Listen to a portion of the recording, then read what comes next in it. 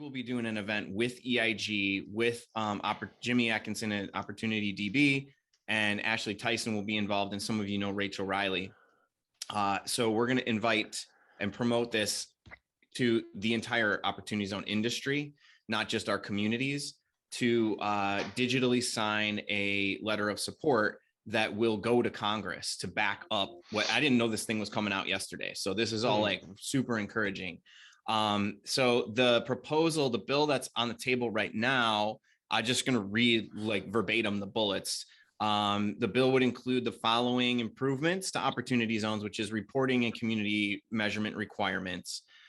John, this may play into your zone, but the next one is a sunset and replacement of a small set of tracks for OZs that have high, median family incomes. So some of those areas that you are talking about as more affluent, they may be recalibrated as part of this bill.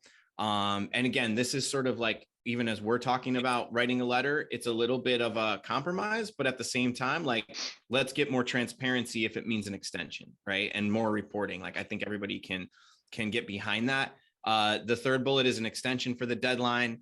We're talking about, and what we've found through our networks is that a realistic extension would be 2 years, at least to start. And then there are a couple of other items that they've included. So allowing fund-to-fund investments, designate certain formerly industrial brownfield tracks, and create federal fund for state and local community resources. So if you haven't seen that, you can just do a quick Google search for EIG. I'll probably even post it in the community at some point. But this is really encouraging. So on the 28th, we're going to have a very open discussion like we always do, but I would expect to have quite a few people on the Zoom event that we're going to do. I'll send out a registration link and everything next week, so everybody here will see that. But it's promising. So John, to your question before we kind of hopped on, like, hey, what's happening?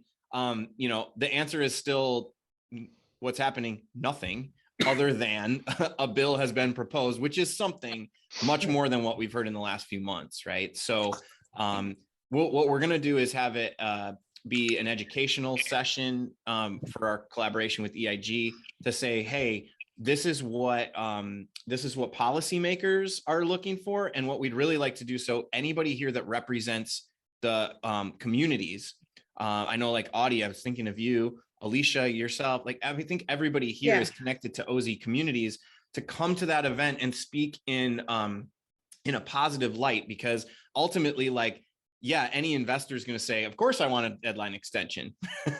But if communities come to the table and truly are actively seeking an extension as well, that speaks volumes to what we can help in advocating. So it really is an opportunity to become a voice and be advocates for a extension.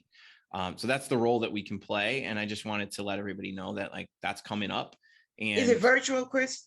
Yes. Yeah, it'll be virtual. So Jimmy is formally, the letter is going to come out from OpportunityDB. We may co-sign it as an OZworks Group, like our internal ownership entity, but we're looking for we'll set up a way that it'll all be digitally signed. So that's our call to action on that event, is to say, here's what our letter proposes. Here's how you can sign it right now. Right. And then we send that off literally within the day to all these Congress people that are listed on this. So we're working with the CDC in our community, Chris, and we were just talking about getting brownfield designation for other pockets in our community. There you go. And so just tell me what you need me to do. Send me the petition or whatever you need so I can get it to them. Or if anybody wants to take the floor to represent a community, just send me a message and we'll make sure to fit it into the agenda.